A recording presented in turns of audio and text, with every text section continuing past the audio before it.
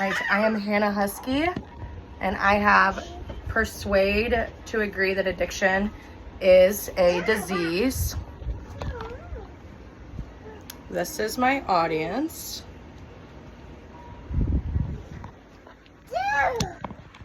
And this is my outline.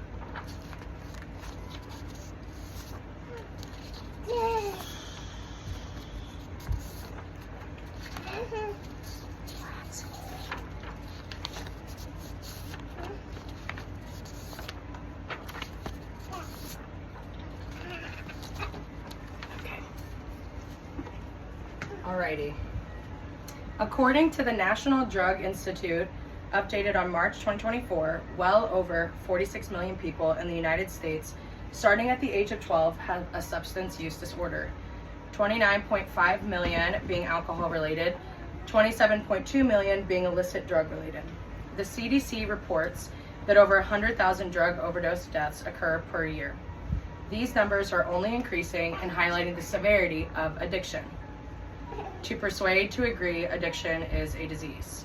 In order to get you to accept that addiction is a disease, I will explain the health problems, the complications that come with addictions, and I will prove that addiction is rooted in brain function and our natural biology, and show that professional treatment and intervention is vital for recovery. Addiction can cause many health problems. According to the National Institute on Drug Abuse, a health problem caused by addiction is the rewiring of brain circuits. These changes impact decision-making, impulse control, and reward pathways. Chronic illnesses like diabetes and heart disease can be caused as well. Addiction causes ongoing, continuous biological damage. According to Maria Hernandez and colleagues in a 2019 study published in the Journal of Substance Use, their research shows that addiction affects memory and emotion functions in the brain. Their research concluded that music therapy can reduce drug cravings by releasing chemicals to try and influence the altered brain circuits. Addiction rewires the brain. It is not just immoral behavior change. Mental and physical health decline with substance use as well. Drug or alcohol abuse can damage the liver, heart, and kidneys. According to the CDC, substance use increases the risk for stroke, cancer, and a various long list of diseases, including but not limited to HIV, Hep C, and seizures.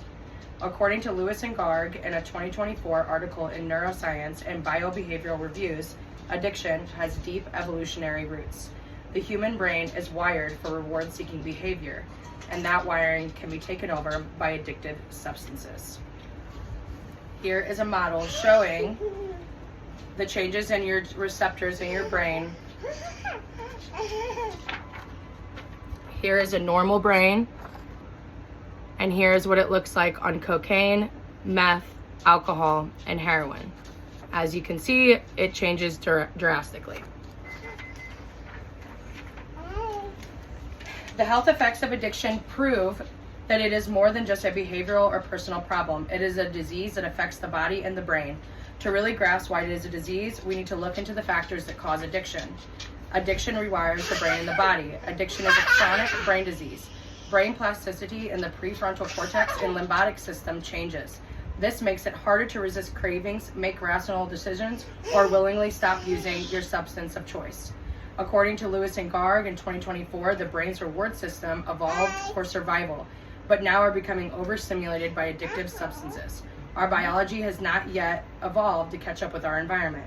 According to Marcus Helig in 2021 article published in Neuropsychopharmacology, the brain disease model of addiction is essential for treatment. Helig emphasizes that combining neuroscience with clinical care leads to treatments that actually work. Ignoring the biological roots of addiction reduces addicts' access to help. Tolerance and withdrawal trap or scare its users into a never-ending cycle. The body needs more and more of a substance of choice to feel the same level of effects. Withdrawal symptoms can be so bad, leading to intense sickness and possibly even death in some cases. Genetics and environment play both a role. Genetics account for up to 60% of a person's risk. Traumatic childhood experiences or chronic stress increase the chance of developing an addiction. With all these biological and psychological factors, it is clear that addiction is more complex than we are led to believe. So what do we do and how do we help? Addiction needs evidence-based treatment and research, just like other chronic illnesses. According to a 2014 study published in the Journal of Substance Use by researchers Maguaza and Arasa, users who receive treatment have lower relapse and overdose rates than those who don't receive treatment. Their study examined patients in a suburban treatment center and found that access to good care improves the chances of a successful recovery. Factors like age, gender, and support network can also make a difference, but what made the biggest impact was treatment. Addiction treatment includes therapy and medication. Cognitive behavioral therapy helps to try and work with and change the negative thought patterns associated with addiction. Medications like methadone or Suboxone help manage withdrawal and reduce cravings. According to the CDC, long-term treatment is recommended with a minimum of at least 90 days. Recovery and treatment is not an immediate fix-all. Once you're an addict, you are one for life, and you will be in recovery for the rest of your life. Having a good support system is essential in recovery. AA and NA offer an understanding community that are willing to help assist you. Family therapy improves the chances of staying in recovery as well. Only 10% of people who need treatment actually receive it. Fear, shame, and lack of insurance keep people from the help they desperately need. Changing the views of addiction is the first step to closing that gap. In conclusion, to persuade to agree addiction is a disease. I talked about the health problems caused by addiction, showed that addiction alters the brain and is biologically rooted, and showed that the treatment backed by science is essential in helping people recover. Addiction isn't about being weak or immoral, it's about needing help. These are people too. Fathers, mothers, brothers, sisters, husbands, wives, cousins, significant others, and friends. By changing the way we view addiction, we can replace shame with support and judgment with healing, and hopefully save a few lives along the way, and some families from heartbreak. I have firsthand seen how beautiful recovery can be and experienced how painful losing someone to addiction can be.